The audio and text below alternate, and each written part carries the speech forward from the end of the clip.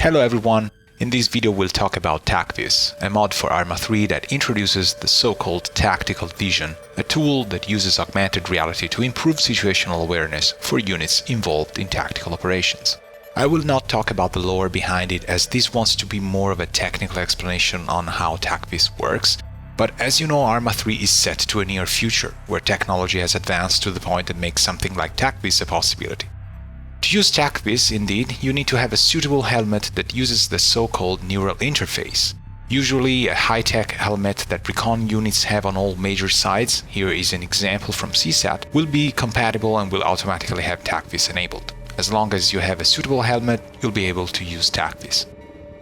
You can access TacVis through the simple action menu. This will open the interface, in which you see two main modes, CQC and Recon, along with some of the settings.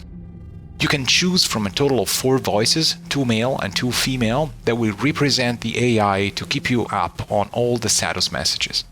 You can change the text display to be outlined or not, depending on your taste and the situation, as sometimes, because of the environment, you might want to increase the readability by turning on the outline. Now let's talk about the Recon mode first.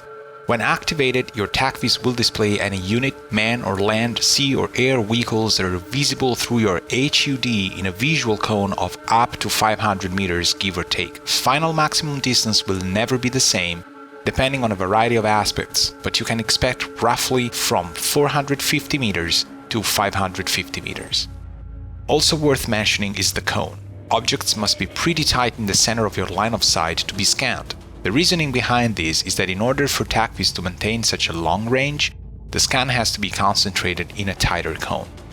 Any unit employing TacVis on the field must be aware of 2 additional drawbacks that the Recon mode brings. First off, any movement will disrupt the scan and immediately turn TacVis off.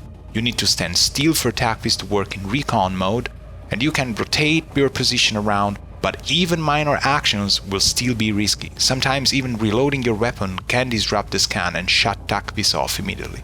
Second, such long-range scan, if you think about it, 500 meters is pretty amazing for a helmet-sized lightweight device, creates a shadow bubble around the user of roughly 50 meters. This means that anything within this range will not be scanned and therefore reported. Your TacVis HUD displays distance, type and grid position for the detected unit, along with a simple coloring scheme to indicate hostility in red, non-hostility in green, and unknown states in white or orange colors.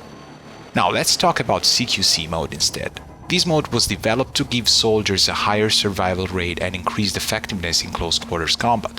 Any unit within roughly 50 meters from the user and in their full visual cone, even if concealed, will be reported along with its status and apparent intentions. The tight scan cone from Recon mode is not present in CQC mode. TacVis is far from perfect, but it's able to determine if units are armed, potentially hostile, and whether or not they are injured. Along with the same coloring scheme using white or orange for unknown or neutral, green for allied and red for hostiles, TacVis can be pre-programmed by your tactical team. For example, your supervisor, team leader, command, even in real time, and obviously out-of-lore friendly mission makers, to search for specific traits or elements. It can report high-value targets, mission objectives, or known high-level threats. TacVis activated. HVT detected. TacVis only lasts 30 seconds, after which it must recharge itself. Cooldown time can last from 1 to 5 minutes, depending on the circumstances. Now, crossing the line between technical talk and lore talk, I could add this final important note. The major drawback from using TacVis does not come from some of its technical limitations. Initial tests during development phase demonstrated that while in use by most operators, the major risk coming from TacVis is the sense of safety and superiority it generates. Being able to see and detect things that would otherwise be normally hidden from you does not mean you're invulnerable and can cause additional tactical inaccuracy, rushing, poor decision-making, or worse.